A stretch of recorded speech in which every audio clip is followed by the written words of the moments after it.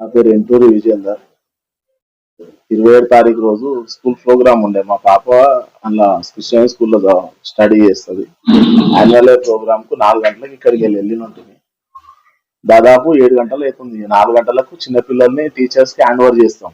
Programme అయిపోయినాక పిల్లల్ని వాళ్ళు మాకు ఇచ్చేస్తారు.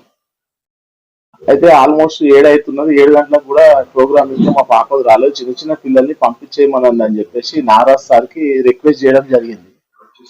అయితే ఈయన ప్రిన్సిపాల్ స్టేజ్ మీద ఉండే. స్టేజ్ మీద ఉన్న ప్రిన్సిపాల్ ని పిలిచిన నేను. పిలిస్తే ఏమైంది సార్ అని అంటే ఆయన 2 నిమిషాలు వస్తున్నా అన్నాడు. వచ్చిండు. రాగానే చిన్నపిల్లల్ని ఫస్ట్ పంపించాను సార్. ఆల్మోస్ట్ 8 అవుతుంది. 4 గంటల నుంచి 8 గంటల దాకా చిన్న పిల్లలు ఒక దగ్గర కూర్చోలేకపోతారు. మనమే కూర్చోలేము. చిన్నపిల్లలు ఎలా కూర్చుంటారు అని చెప్పేసి నేను యాజమాన్యం మీ ప్రిన్సిపాల్ ని ప్రశ్నిస్తున్నా. అంటే అడుగుతున్నా, మా పాపకు ఫీవర్ వచ్చినుండే, మా పాప నన్ను ఇచ్చేసేయండి, ప్రోగ్రామ్ మనం స్టార్ట్ చేయండి అని చెప్పేసి అడుగుతుంటే ఆయన వచ్చి సమాధానం చెప్పిండు. చిన్నపిల్లల ప్రోగ్రామ్ స్టార్ట్ చేసిండు. చూస్తా ఉన్నాము. ఇంకొక 2 ప్రోగ్రాంలు అయితే మా పాప ప్రోగ్రామ్ వస్తుంది. ఆ లోపు ఈయన కార్పొరేటర్ మెట్టుకుమార్ యాదవ్ అక్కడ గెస్ట్ వచ్చినండి. నేను ఏ రోజు కూడా ఈ టౌన్ లో కూడా ఎప్పుడైనా కలిసినప్పుడు ఆయన నేను పలకరించింది లేదు, ఆయన నన్ను పలకరించింది లేదు. ఏ రోజు ఒకరికొకరం నమస్తే పెట్టుకున్నది లేదు. ఆ రోజు నేను అక్కడ డీజే పక్కన కూర్చొని ఉంటుంది. వాళ్ళ నా దగ్గరకు వస్తా ఉంటే ఎన్నలేదు, నా దగ్గరికి ఎందుకు వస్తున్నాను నేను అనుకుంటున్నా. మనసులో అనుకునే లోపే కార్పొరేటర్ పక్కన ఉన్న వ్యక్తి దొబ్బేసిండు. నేను కుర్చీలో కూర్చున్నా. ఇట్లా ఎంత పడ్డా లేదామంటే లేవనికి రాలేదు. 12 అట్లనే కుర్చీని దన్నేసిండు.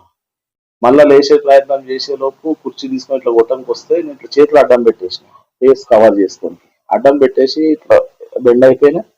బెండ్ అయిపోగానే అయినా వాళ్ళ పక్కన ఉన్న అంచెలు పేరున్న వెలువేసి చూస్తే గుర్తుపడతారు. ఇక వాళ్ళు ఈయనకు అన్నేసిండు. కార్పొరేటర్ ఏమో దన్నేండు. ఆయన మళ్ళా కుర్చీ లేపి ఇట్లా కొట్టడానికి వస్తుంటే నేను చేతి అడ్డం పెట్టిన కుర్చీ ఇలా కలిగింది. ఆల్మోస్ట్ ఇట్లా పెట్టేసి ఇట్లా ఉండిపోయినా, బాడీని ప్రొటెక్షన్ చేసుకుని ఉండిపోయినా. మనిషికి ఒక లోకల్ తర్వాత ఒక 7-8 కుర్చీలతో దాడి చేసేసారు. అక్కడ ఎక్విప్మెంట్ ఉన్నది. నా పక్కన చిన్న చిన్న పిల్లలు కూర్చుని మా ఇంటికి మహిళలు, వాళ్ళందరూ ఎక్కడో అక్కడ వెళ్ళిపోయినట్లు. మధ్యలో ఒకసారి ఆగినట్లు అయిందని చెప్పి లేదా మనం ట్రై చేస్తుంటే ఒకడు అంటున్నాడు. నన్ను అసలు లేవనిస్తలేదు. ఒకసారి చేతులు తీసి చూస్తే మొత్తం రౌండింగ్ చేసేసి మొత్తం దాదాపు 7-8 కుర్చీలు ఆడ ఇరిగిపోయినాయి. నేను ఇమ్మీడియట్లీ మళ్ళీ కొట్టుడు బంద్ అయిపోగా చేతులు ఇట్లా తీసేసి పైకి లేచిన. పైకి లేచి చూస్తే ఎవరు లేరు. అప్పటికే తెల్లారి నాకు తెలిసింది ఏంటంటే పేరెంట్స్ వాళ్ళందరూ ఏమైందని ఒక్కొచ్చే లోపు వీళ్ళు పబ్లిక్ ముందుట్లో వెళ్ళిపోయారు. తర్వాత నేను ఇమ్మీడియట్లీ స్టేజ్ మీదకి వెళ్ళిపోయినా. ఒక కార్పొరేటర్ నన్ను ఎందుకు కొట్టిండని చెప్పేసి నేను అడున్న ప్రిన్సిపాల్ అవుతున్న స్టేజ్ మీద ఉంది. అవుతే ఆయన చెప్తున్న సమాధానం ఏంటంటే మీరు ప్రోగ్రామ్ జల్దీ ఏమన్నావు కదా సార్, ఆయన మిస్అండర్స్టాండింగ్ చేసుకొని కొట్టినేమో మిమ్మల్ని అని చెప్పేసి ఈయన ఎవరు ఆ యాజమాన్యం, పూర్తిగా స్కూల్ యాజమాన్యం నిర్లక్ష్యం. పిల్లలకు స్నాక్స్ స్టార్టింగ్ 4 గంటలకు ఇచ్చి మళ్ళీ 8 గంటల దాకా ప్రోగ్రామ్ ఛార్జ్ చేయకుండా చిన్నపిల్లలు ఒక దగ్గర కూర్చొని పెడితే ఏడుంటారు. వాళ్ళ కోసం నేను అడిగితే ఈయన కొడితే ఆయన మిస్అండర్స్టాండింగ్ చేసుకుంటే ఫస్ట్ ఆయన పిలిపియండి, నాకు న్యాయం జరగాలని చెప్పి స్టేజ్ మీద నేను కూర్చుంటే రేపు పొద్దున మాట్లాడదాం, మా ప్రోగ్రామ్ డిస్టర్బ్ చేయకుండా అంటారు. ఇలా వచ్చి కొడతా ఉంటే మనుషుల్ని ఇంకా అటు ఇటు అయితే చచ్చిపోతుంది. మేమంతా కొట్టినాం. ఇలా జరుగుతూ ఉంటే నీకు ప్రోగ్రామ్ ఇంపార్టెంట్ అయిందా, మానవత్వంతో మనుషుల్ని చూస్తారని అన్నాడు.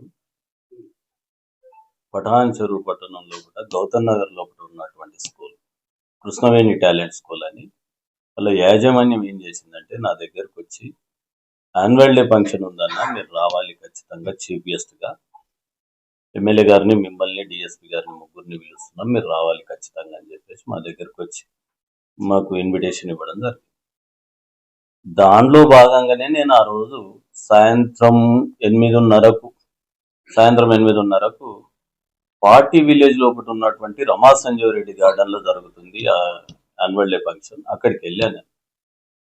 అక్కడికి వెళ్ళిన తర్వాత ఏమైందంటే వాళ్ళు నన్ను స్టేజ్ మీదకి పిలవడం, సన్మానం చేయడం, ఆ తర్వాత 2 మాటలు మాట్లాడండి అని చెప్పేసి యాజమాన్యం ఎవరైతే నాగరాజు ఉన్నాడో ఆ నాగరాజు చెప్తే నేను మాట్లాడడానికి ఇట్లా ప్రయత్నం చేసే లోపే ఒక్క వీధి రౌడిగా, నిజంగా మనిషి లోపల అహంకారం ఎంత దెబ్బతీస్తుంది అంటే ఇట్లా లేచి నిలబడి ఒక వీధి రౌడిగా ఏమంటాడంటే ఇది రాజకీయ నాయకుల వేదిక కాదు, పిల్లల సాంస్కృతిక కార్యక్రమాలు జరిగేటప్పుడు మీరు రాజకీయ నాయకులను పిలిపించి మాట్లాడిపిస్తున్నారు, ఇది రాజకీయ నాయకుల వేదిక కాదు, ఆయనను దించేయండి అని చెప్పేసి ఏదైతే ప్రిన్సిపాల్ ఉన్నాడో నాగరాజ్ తోటి ఒక చిన్న గొడవ పెట్టుకున్నాడు. ఫస్ట్ గొడవ అతను పెట్టిండు. మరి తాగి ఉన్నాడా, రాత్రి 8:30 ఇతను తాగి ఉన్నాడా, ఏమున్నాడో తెలియదు కానీ ఆయన ఏం చేసిండంటే నాగరాజు తోటి బయస్ పెట్టుకుంటున్నాడు.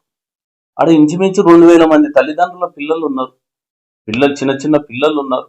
ఆ టైంలో మనకు తెలిసి ఉండాలి, మనం సమాజంలో కూడా తిరుగుతున్నాం, సమాజంలో కూడా జరిగే విషయాలన్నీ గమనిస్తున్నాం.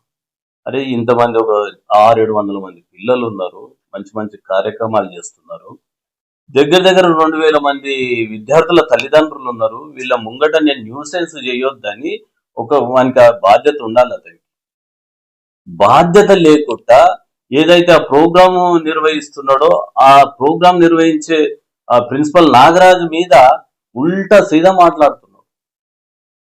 అయితే పిల్లలు భయభ్రాంతులకు అయ్యారు, తల్లిదండ్రులు కూడా ఏం జరుగుతుంది, అరే ఆయన కార్పొరేటర్ గారు వచ్చారు, స్టేజ్ మీదకి ఎక్కిరు, మాట్లాడుతున్నారు, మాట్లాడేటప్పుడు ఈయన న్యూసెన్స్ ఎందుకు చేస్తున్నారని జనాలంతా అక్కడ చూసుడు స్టార్ట్ చేసి అంత పెద్ద న్యూసెన్స్ చేస్తే నేనేమన్నా అంటే తెలిసిన వ్యక్తి, మా ఊరు వ్యక్తి, మా దగ్గర ఉంటాడు పటాన్చల్రా, అరే ఆయన నేను సంజాన్సూరి పోయి ఆయనకి ఏమి ఇబ్బంది అవుతుందో చెప్పు అని నేనే చెప్పడం జరిగింది. నేను స్టేజ్ మీద ఉండి చెప్తే అందులో మా బ్రదర్ వీళ్ళంతా నా ఎంబడి ఉండే ఆ రోజు.